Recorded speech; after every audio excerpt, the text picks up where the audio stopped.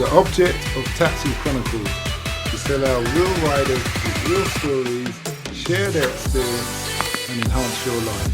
So sit back and enjoy the journey. Morning. Yes, we're back with another rider, another episode. Today we have the lovely lady Anna. And Anna's part of a charity. And the charity is obviously dear to my heart. She's looking after veterans. So we're just going to see what she has to say, what she learned, what motivates her, and how it got started. Nice to meet you. Nice to have you here today, Anna. Thank you, Simon. So the charity that I work for is the Armed Forces Convent and the government gives us £10 million a year to deliver the Armed Forces Covenant to make sure that Armed Forces communities aren't disadvantaged and those that are given the most are given the support that they need. Okay. So how long have you been working in this charity? I started in January of this year. Mm-hmm. And what have you learnt about working in this charity that you wish you knew when you started? Well, I have to say that having been a trustee previously of the organisation, I knew it was fantastic, but actually it's even more impressive now I'm on the inside, I have to say. Really excellent team. They're expert grant makers that know what they're doing, very passionate and humble people. Mm-hmm.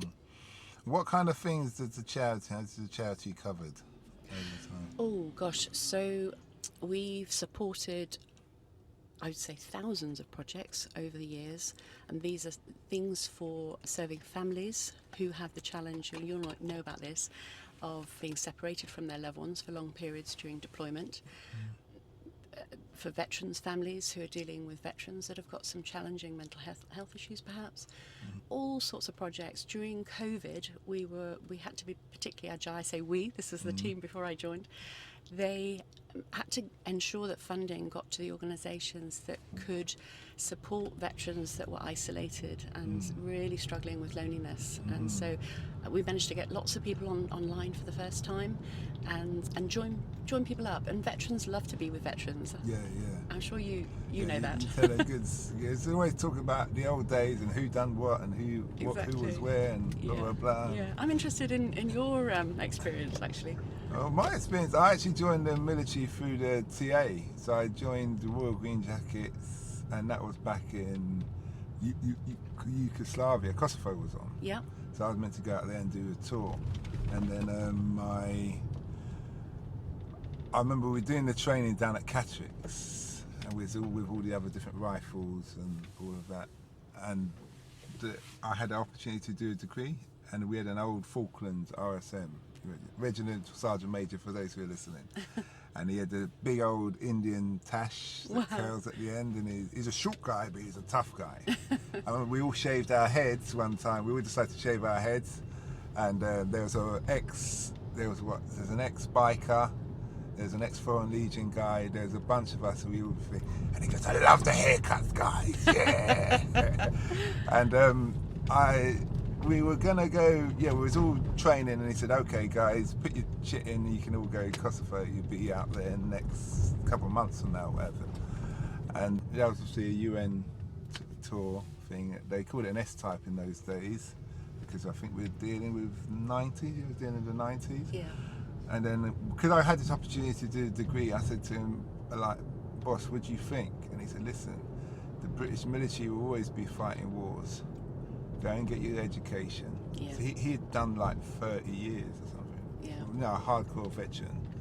He said, go and get your degree, and when you come back, I'm sure we'll find a scrap for you to join. And then I went, what did I do? I went off, got my degree, and then when I got my degree, I got it in commercial construction.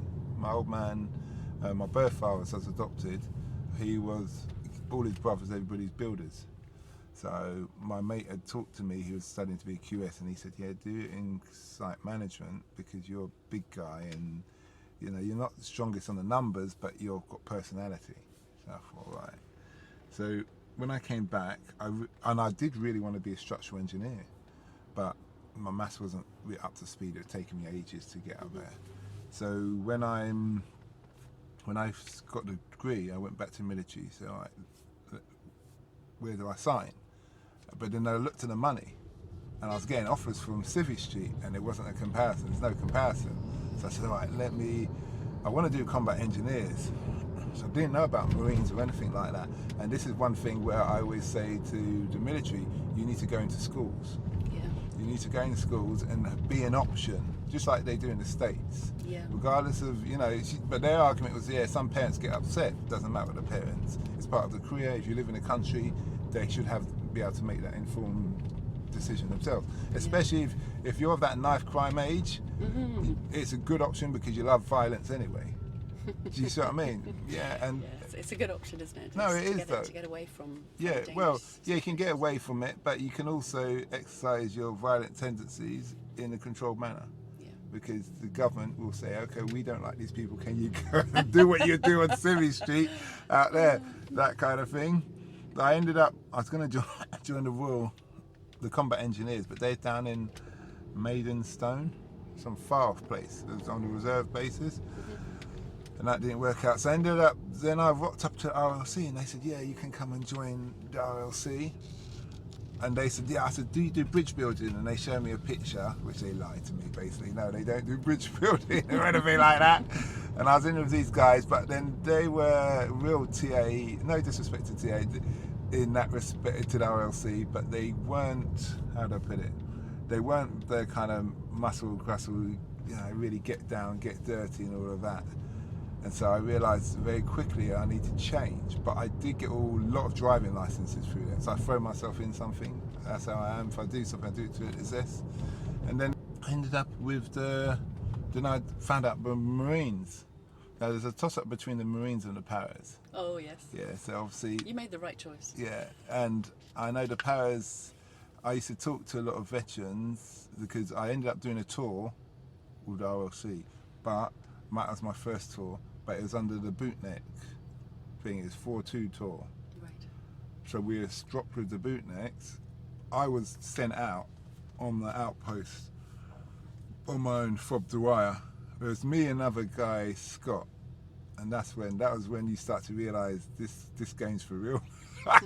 Because I had been going to the I'm jumping back and forward here. I've been training with the RMR on the Marines basis to do the beat up. So just to get some intense training, just to get up to the standard to do even be considered for the overall training down at Livingston and all of that.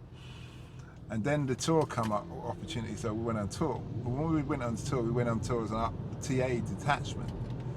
And then we were assigned to 7 Reg RLC. There was a lot of confliction very quickly because they looked down on us. And that's where I first learned to hate.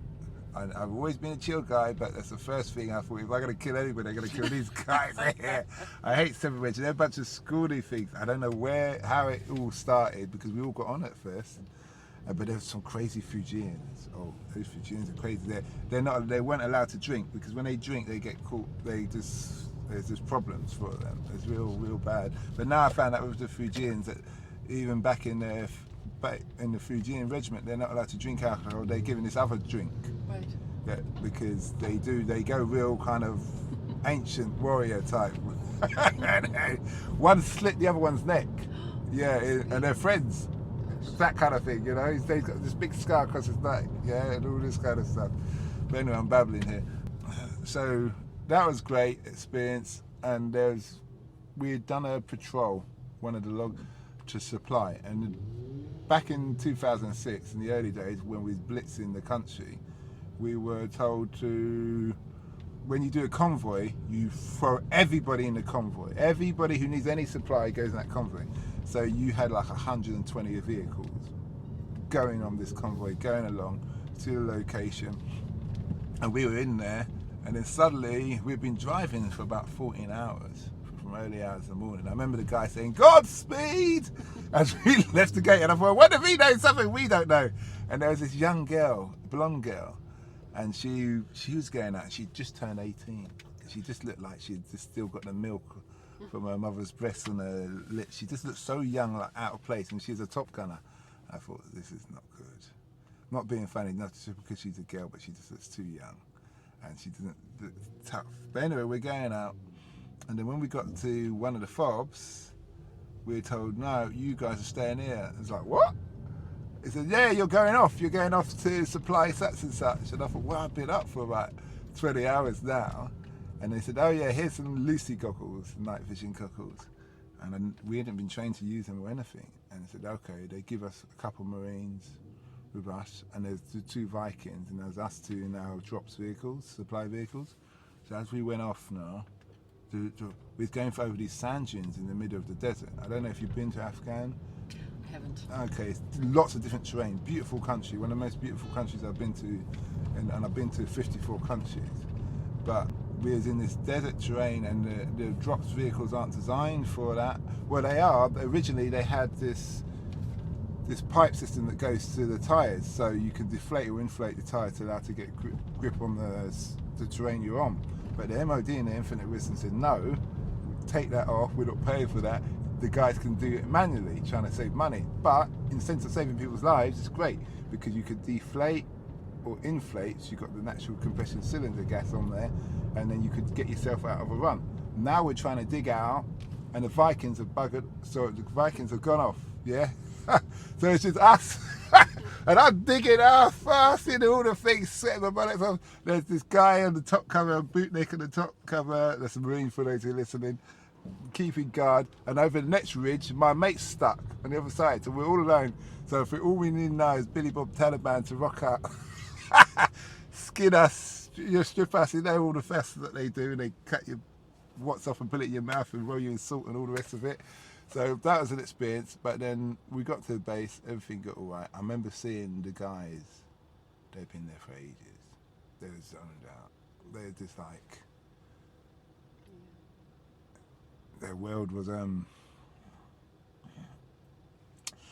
was a lot of pressure, you could see there's on a lot of stress, sorry. And then we were leaving in the morning. I remember leaving, it was in the morning the next day, because they were on the verge of being overrun. And I remember seeing to the left, a big firefighter was driving off. You could see our guys are bobbing up and down this, in the wadis, blah, blah, blah, and then over on a ridge line, probably another 200 meters away or something, you could see the incoming, they're coming fighting. It's just full on kind of World War kind of trench warfare, battle kind of going on. And I just thought, I'm in the wrong job. I need to be over there. And when I came back, I just said, guys, I'm going over to this lot here, to the Marines, because we did take over from the powers on that tour anyway. Yeah. So I did get to meet, I only met one power, but yeah, I talked to them, see what he had to say. But yeah, it's a great experience. And then I trained for the Marines, passed out. They said the hardest thing you'll do ever is a commando test. Yeah. I say, physically yes, but I think the hardest thing you ever do is bring up children, because you never know if you get that right until you see how they bring up their children. Yeah, yeah. And the second thing I'd say is relationship, because that's if you're real committed in relationship, that's a no hold bar. You know, the idea is longevity, regardless of what mistakes you make, is longevity, and then it's the commando test. That's not taking any credit away from the commando test, because it is mental and physical. Oh, it's incredible achievement. Congratulations on that. I remember. It's the elite, isn't it? Yeah, there's this guy, and what did he say? He said he was late. We was training down 40. And I was like, they call me granddad, because I was 32 at the time. Most people were like 18 to 25 at the oldest. And they were, and he was late, and he was told it was snowing. We were doing press-ups in the snow. I had gloves on. The Northerners had taken the mickey out of me, so I had gloves on and that. And but I said, wait till it's a summer tour, wait till it gets hot. And I ain't gonna be wearing gloves or a hat, so I'll be right out there. But anyway, this guy was late, so he's told to break the ice in the lake and go and sit in the water. And I swear to God, the sergeant forgot he was there. And then suddenly, before that, the guy keeled over. You could see the ice was starting to form around him, kind of thing. He goes, come out here, like Private Pile, for instance. And he goes, yeah, he goes, are you going to be late again? And he's going, no, no. And his face, his lips are turned blue. And he's shaking. Now your body's trying to jerk itself, do that vibration to get the heart really going. And he said, no, run off and go and sort yourself out. He obviously go run out. And I looked at that, I said, you know what, I will never, ever be late. I will never, ever be late. Yeah, but tour, yeah, it's great. And then I did another tour. I should have gone SB, to be honest, I should have gone to be SB. That's Special Boat Service for those who are listening. And yeah, and then after my other tour, I decided when I came back, I couldn't go back into construction. I remember being in this meeting, and there was like, what was it, 3 hours? It was like so many hours, and they were arguing over the colour orange. Into a construction meeting, the architect says she's from Holland, she knows orange, and the client is saying this thing, the contractor is saying this thing, the supplier saying, and I just thought this is ridiculous. I've gone from hearing gunfire in the morning and the evening, which actually became very peaceful, to talking about orange. So I went off and joined the pirates, stopping the pirates hijacking the vessels. I did that for 5 years, and then I went and that was interesting, seeing the world, seeing the beauty of the world, but also there's a dark side to the world. And I ended up living in Africa, East Africa, for 5 years. I've got no direct affiliation with Africa, no family or anything. My parents are Jamaican, come over in the Windrush, or my grandparents, I should say. And then when I finally come back to the business, I had some businesses there, but they failed. I came back, I was homeless, and then the British Legion sorted me out during the lockdown. Good to hear. Yeah, so that's why I say your charity thing is dear to your heart. So I have used the services. I don't know who British Legion, they said, because I've been Army and I've been Marines, when they help you out, they talk to both parties and say, we got one of your guys, we've paid, let's say, we spent 5k on him, so we need 2.5 from you, 2.5 from you, and whatever, blah, blah, blah, and that kind of thing. But it's a good thing. It's a good thing. And when I look at it now, I think, really and truly, the RSM said something to us when we got back. He's like a psychologist guy, officer. He said the time you take on tour and training to go on tour is a minimum amount of time statistically that it takes you to get back to normal, so you don't get angry, or you don't start doing things that you wouldn't normally, or you PTSD and all those kind of things, yeah. And I realise now, everything, when I came back, I just went off for like 10 years. And that was kind of my period of kind of recalibrating from health, mental, blah, blah, blah. Because you live, especially on the ships, you go in here today, it's slow, but it's similar. You're standing guards, you've got guns and all of that, and you're meeting different people, you're going to some hostile environments, you're not at times, and there's obviously women involved just because you go to the ports and there's clubs and there's women and all the rest of it. So you kind of unleashing all things, tension and what have you, and the readjusting process. When other people, I don't know how other people manage. Some people kind of threw themselves into their family or their job or whatever. But it's an interesting experience, but you're doing good work. Thank you. And I think people are affected in different ways, and people want different solutions. One size doesn't fit all, and so I think it's important that there's choice and that people feel in control of their own, if they need to recover, their own recovery journey. And so I think it's really good to hear your story of how you helped. I'm very encouraged and uplifted by that actually this morning. Okay. Well, I do at times I do find you get angry. And that is a problem. You get. That's why I said I've never been really. I never hated before, whatever. But you do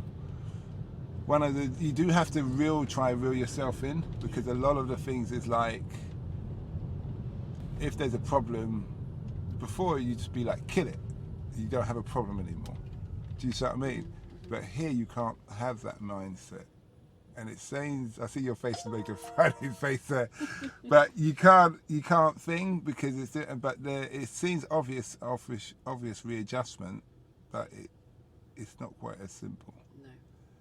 It's not, because when things get really frustrated, you've just been trained to just obliterate it, to put it nicely, in that thing. And so, I can see why people get themselves in trouble. If you don't have family, you don't have friends.